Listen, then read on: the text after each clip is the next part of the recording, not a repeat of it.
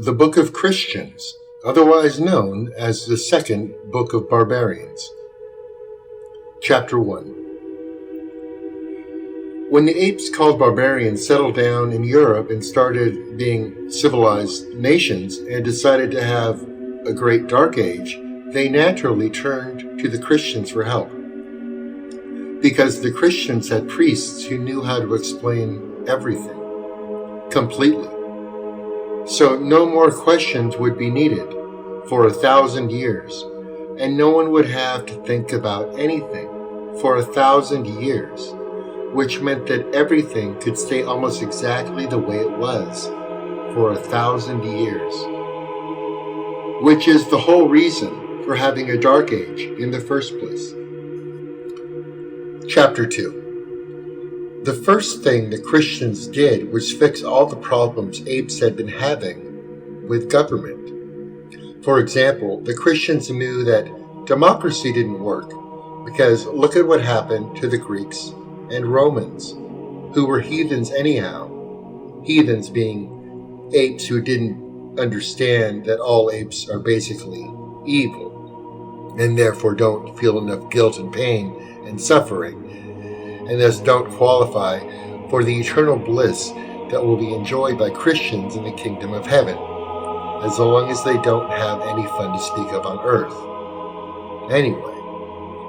the Christians understood that the only kind of government worth having is the kind of government where God is basically in charge, which would never happen in a democracy where the apes are basically in charge. So they invented a new concept called the divine right of kings, which means that the apes should be ruled by Christian kings or holy emperors who would reign throughout their own lifetimes until they died, when they would be immediately succeeded by their firstborn sons, who would reign throughout their lifetimes until they died, when they, in turn, would be immediately succeeded by their firstborn sons, and so forth. This was completely different from the old heathen Roman imperial way, which consisted of apes being ruled by heathen emperors who would reign throughout their own lifetimes until they died, when they would be immediately succeeded by another heathen emperor whom they had personally selected for the job, and so forth. Naturally, an important new concept like the divine right of kings spread rapidly, until there were quite a lot of kingdoms ruled by divine right, including the Holy Roman Empire, which was in France, and much, much better than the old unholy Roman Empire, for some reason. Chapter 3. After the Christians had fixed the government problem, they took care of a whole bunch of social problems in the most Christian kind of way. For example, they knew that the old heathen Roman patrician thing was all wrong, because all apes are basically evil, and therefore no one should get any special privileges unless they're a king, or a priest, or somebody really special like that. And so they developed a completely new social system,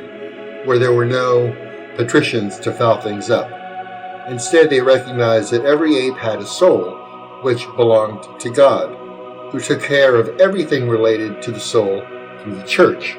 which had priests to explain anything God wanted that might seem confusing to a stupid, evil ape. But they also recognized that every ape had a body too, and a lot of work to do, particularly if they were going to get all the way through life without having any fun to speak of. And so they decided that every part of the ape that wasn't the soul belonged to the king, which was okay, because the king owned everything else in the kingdom by divine right anyway, including all the land, and all the money, and all the buildings, except for the land and money and buildings that belonged to the church. But the king couldn't look after every ape in the kingdom all by himself, and so he got help from other apes called nobles, who got land and castles and so forth in return for looking after some of the king's apes, who were called serfs. Chapter 4. The serfs were very lucky because they didn't have any land or money or buildings at all and never had fun of any kind whatsoever, which made it practically a cinch that they would go to heaven and enjoy eternal paradise, which is why it was so Christian of the king and the church and the nobles to try to get into heaven the hard way, by being both righteous and rich,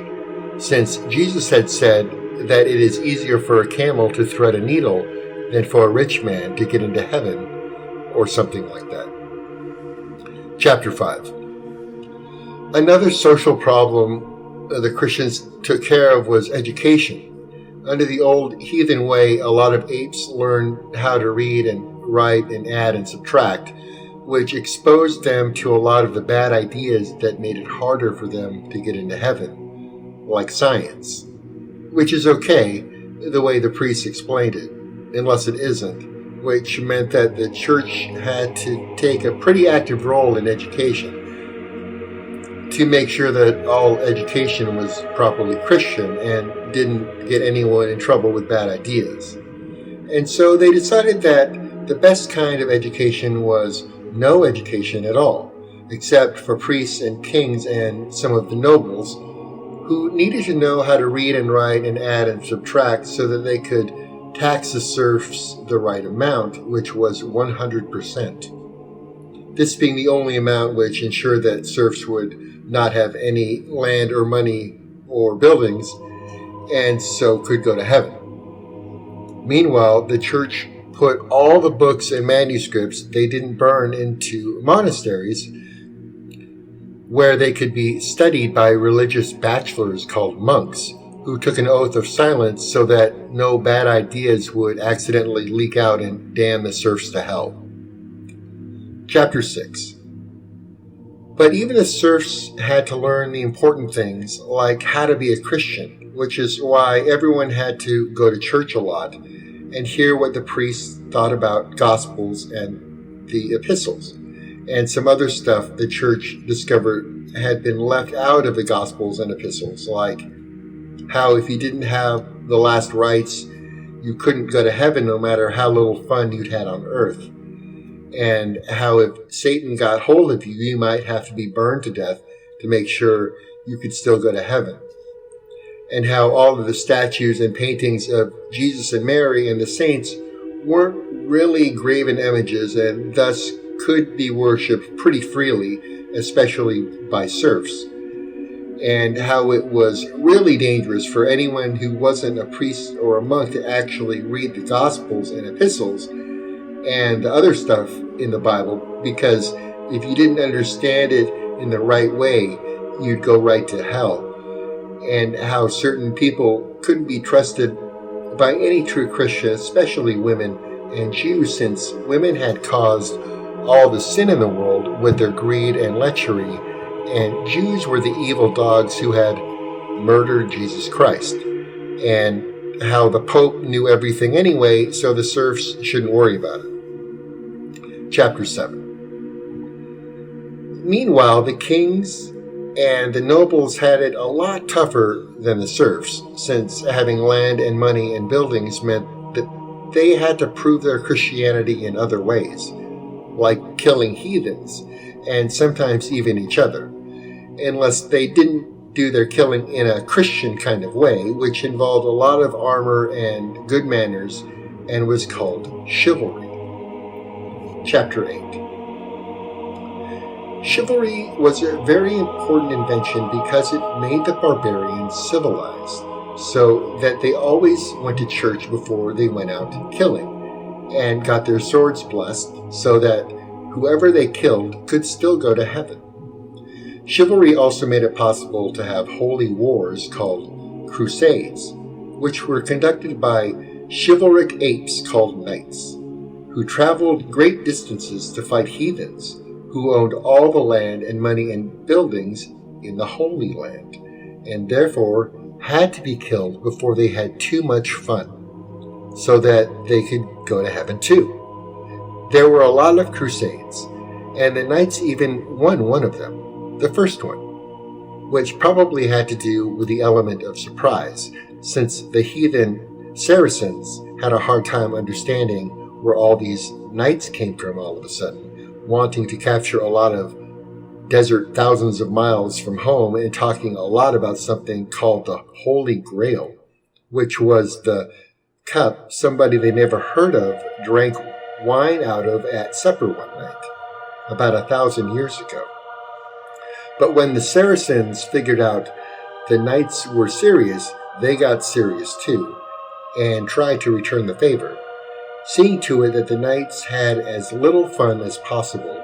and went to heaven as soon as possible too. Chapter 9. And so all in all, the Christians did a great job of having a long, dark age that was about as dark as it could get. And everything stayed exactly the same for 1,000 years, and nobody had any fun to speak of, except maybe the king and the church and the nobles, which meant that lots and lots of serfs got to go to heaven, which is the most important thing anyway, if you're a Christian. Chapter 10. But all good things come to an end eventually, which has something to do with the way history works, and so it happened that the Dark Ages got ruined by a bunch of unfortunate accidents, which just goes to show you life can be pretty confusing, even if you're a Christian.